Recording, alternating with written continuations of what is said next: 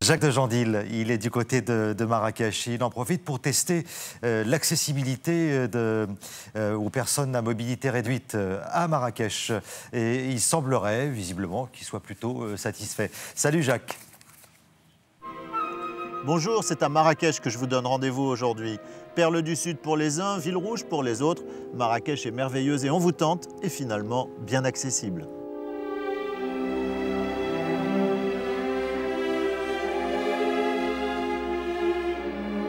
L'un des endroits les plus visités du Maroc est le jardin Majorelle, aujourd'hui au cœur de Marrakech. D'accord. C'est accessible partout ou... Ouais, c'est accessible partout. Je suis infirmier et maintenant j'ai l'occasion de faire infirmier accompagnateur avec des personnes handicapées. Il n'y a aucun souci au niveau de l'accessibilité maintenant à Marrakech. Et comme je suis né à Marrakech, donc je connais Marrakech par cœur. Dans les allées ombragées du jardin, on déambule au milieu d'arbres et de plantes exotiques.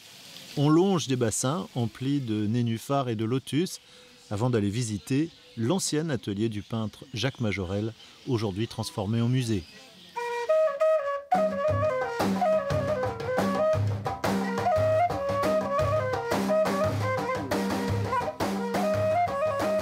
Le souk, c'est accessible, le jardin Majorelle, c'est accessible. Et maintenant, c'est ouvert pour tout le monde.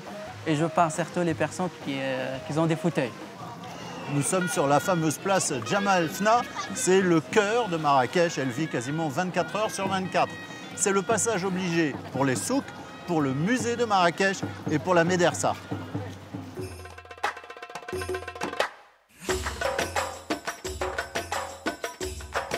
Bonjour. C'est combien les babouches? Pas cher. C'est jamais cher. Jamais, toujours. Attention, je ne suis pas américain.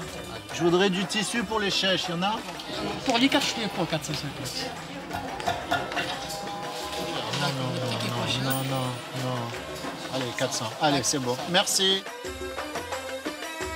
Et à quelques minutes du centre-ville, loin des arracheurs de dents et des dresseurs de serpents, un riad entièrement accessible. Cette maison d'hôte a des chambres qui sont complètement adaptées et, si besoin, équipées en fait. Derrière, on reçoit nos clients sur un questionnaire d'autonomie et donc du coup d'adapter les chambres pour qu'ils gardent un maximum d'autonomie ou si ils n'en ont pas et que c'est une tierce personne qui s'en occupe, qu'elle ait un maximum de confort dans son travail pendant son séjour. La personne handicapée n'a pas besoin obligatoirement de venir avec sa tierce personne. On a un infirmier qui assure les soins et ensuite tout ce qui est l'accompagnement et tout ça est assuré aussi sur place. Nous, on a en fait répertorié des lieux qui sont facilement adaptables et on organise des excursions. Donc on a tout ce qui est visite de Marrakech et puis ensuite on organise des excursions donc vers la montagne en général, dans des petits villages typiques, rencontres de l'habitant. Il y a également des balades en quad grâce à un habile système de maintien avec des coquilles en mousse. On fait du quad adapté qui est une belle façon de s'évader.